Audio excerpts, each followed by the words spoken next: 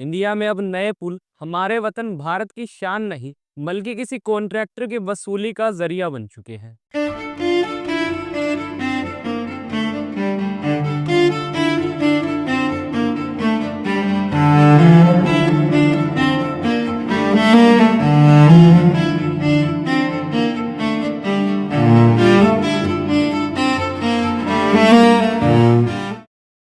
तस्वीर बदल रही है, नए रास्ते बन रहे हैं, नए पुल खड़े हो रहे हैं। पर क्या आपने कभी सोचा है कि जिस फ्लाईओवर पर आप अपनी फैमिली के साथ गाड़ी चला रहे हो, वो किसी इंजीनियर का गर्व है या किसी कॉन्ट्रैक्टर का स्कैम? आज इंडिया में इनॉग्रेशन का मतलब मॉडर्न इंडिया नहीं, बल्कि एक गैम्बलिंग बन चुका है। हम रास्ते नहीं, मौत के साए बुन रहे हैं। एक वाटर टैंक जो ट्रायल के दिन ही फट जाता है, एक फ्लाईओवर जो बारिश की पहली बूंद भी नहीं झेल पाता, और एक नया रोड जो 15 दिन में ही मिट्टी में मिल जाता है। ये सिर्फ टेक्निकल फेलियर नहीं है, बल्कि आपके और हमारे टैक्स के पैसों से हुआ करप्शन है।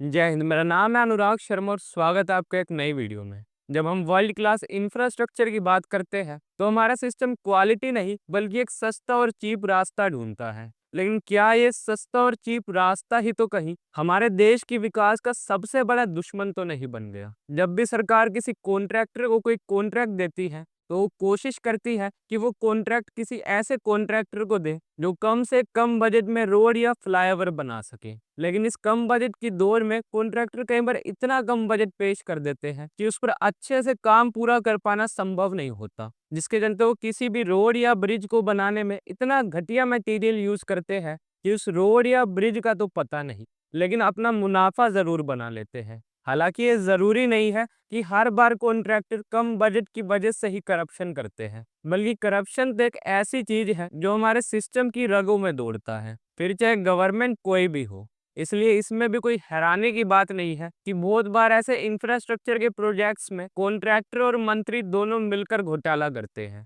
तो वहीं हम इस देश की आम जनता, जिन्हें टैक्स भरने के बाद भी इतनी समस्याओं का सामना करना पड़ता है, कि अब हम अपनी समस्याओं का हल भी खुद ही निकाल लेते हैं। दरअसल बिहार में पप्पू कुमार यादव नाम के व्यक्ति ने लगभग 12 लाख रुपए खर्च कर नदी के ऊपर बैम्बू का ब्रिज बना दिया, जिससे वहां के रहने वाले लोगों को अब 40 किलोमीटर दूर घूमकर नहीं जाना पड़ता। और इस ब्रिज पर लोग ना केवल पैदल चलते हैं, बल्कि टू व्हीलर बाइक भी आ जा सकती है, जो कि अनफॉर्चुनेटली सरकार के बनाए हुए ब्रिज से तो अच्छा ही है। अगर सरकार यहाँ ब्रिज बनाती तो शायद हो सकता है कि वो और कॉन्ट्रैक्टर मिलकर शायद यहाँ भी पैसा खा जाते, और बचे हुए पैसों से जो ब्रिज बनता वो शायद 3-4 महीने में ही गिर जाता। अब बिहार के दरभंगा में ब्रिज नहीं बनाया गया तो कम से कम टैक्स पेयर का पैसा तो बच गया, और लोगों ने खुद ही अपना ब्रिज बना लिया। हर बार क्यों ही नेगेटिव सोचना, थोड़ा पॉजिटिव भी सोचिए।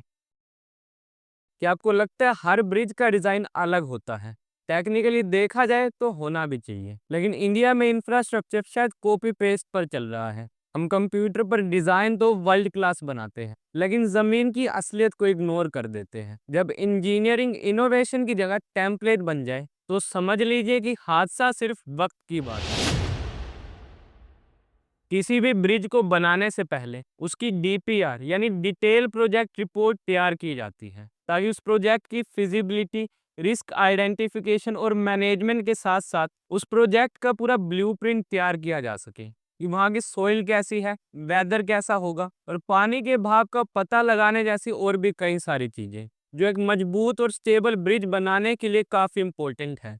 लेकिन इंडिया में जिस तरह से एक के बाद एक ब्रिज और फ्लाईओवर्स बनने के कुछ ही टाइम बाद कोलैप्स हो रहे हैं, उन्हें देखकर तो ऐसा ही लगता है कि ये ब्रिज बिना प्रॉपर डीपीआर रिपोर्ट के बनाए गए हो। आपको बिहार का अगबानी सुल्तानगंज वाला ब्रिज तो याद ही होगा, जो पिछले 11 सालों से बनाया जा रहा है, लेकिन ये ब्रिज अब तक कंप्लीट नहीं हो पाया। अब ऐसी बात नहीं है कि इस ब्रिज को कंप्लीट ही नहीं किया जा रहा, या फिर ये ब्रिज कई सौ किलोमीटर लंबा हो, बल्कि ये ब्रिज कंस्ट्रक्शन के समय ही कई बार गिर चुका है।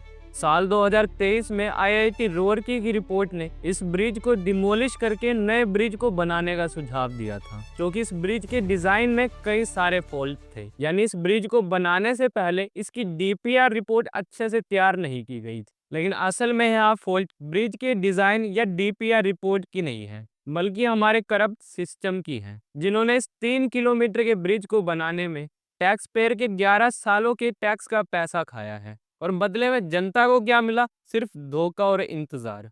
तो वहीं अभी हाल ही में सूरत के तड़केश्वर में 9 लाख लीटर की पानी की टंकी बनाई गई थी ताकि आसपास के गांव तक पीने का पानी पहुंचाया जा सके।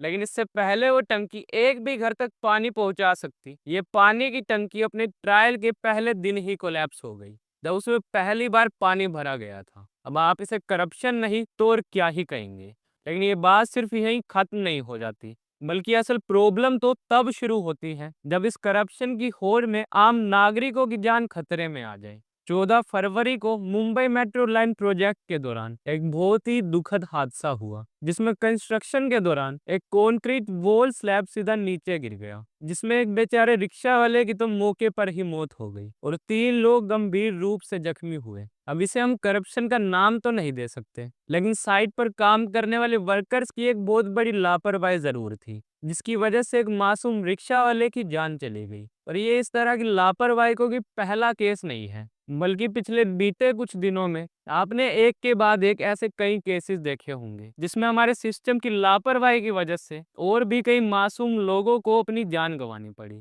फिर चाहे वो जनकपुरी बाइक एक्सीडेंट हो या युवराज मेहता कार एक्सीडेंट हो, जिसे मैंने अपनी इन वीडियोस में डिटेल से डिस्कस किया है।